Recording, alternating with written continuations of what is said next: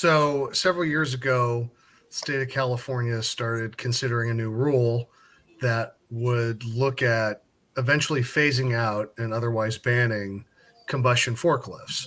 So when we talk about this in specifics, we're talking about forklifts powered by mostly either a little bit of gasoline, but mostly propane. And so that rule over the last several years has been building and building. And then on June 27th, at their Riverside office, the California Air Resources Board voted to approve the final rule, which means that as early as 2026, folks are going to have to start getting rid of significant percentages of their combustion forklift fleet for battery electric forklifts in class 4 and class 5. So these mean if you've got a forklift that's got either a cushion tire or a pneumatic tire, one that's filled with air, with very, very, very limited exemptions, you're going to have to start phasing those out for a battery electric forklift. So I represent the propane industry. So folks from all over the country who sell propane, if they sell it in California, they're part of my membership. What we're concerned about is what we've seen and what we've heard from folks in agriculture, folks who work in construction, folks who work in freight and goods movement, is that if you're using an electric lift, you're already using one. If you want to use one, they're already heavily in the market. There's about 40 to 50% of all the forklifts in California right now are already electric.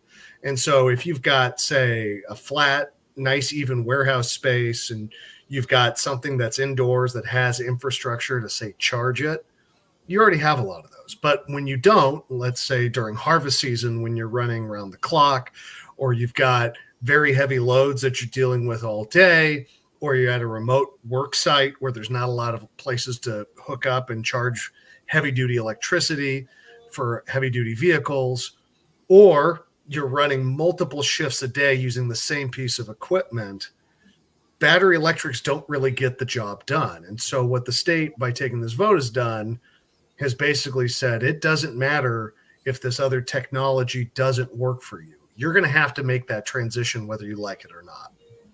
So we service a lot of folks in Southern California, our members do.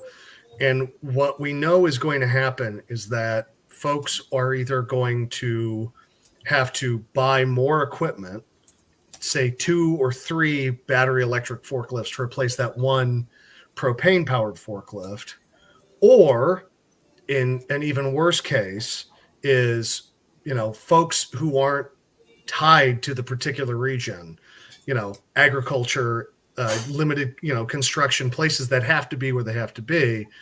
If you're talking about like warehouses or freight or retail operations, they will slowly start looking elsewhere.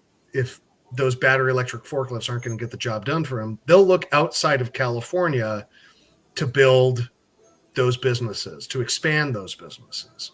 So the concern we have is, one, making sure that folks understand this rule is, it's now happening. There's still a lot of time left, and there's a lot of things that we are doing alongside these other industries that are affected to make it clear to the State Air Board just how unworkable the rule is. But folks need to get ready for it because, if you've got a forklift that's, let's say you bought it in 2012, and you use it every day, starting in 2026, you are legally obliged to get rid of that forklift and buy another one that will be battery electric. And if you don't have the electric hookup for it, that's on you to reach out to your local electric utility. And I'm guessing for much of your, part of the world, that's going to be Imperial Irrigation. Like if you don't reach out to them starting as early as 2025 and saying, hey, we don't have an electric hookup at this site, we're going to need it, you will be in violation of the rule. And we're really concerned that a lot of business owners, a lot of particularly small business owners, just won't know that until it's too late.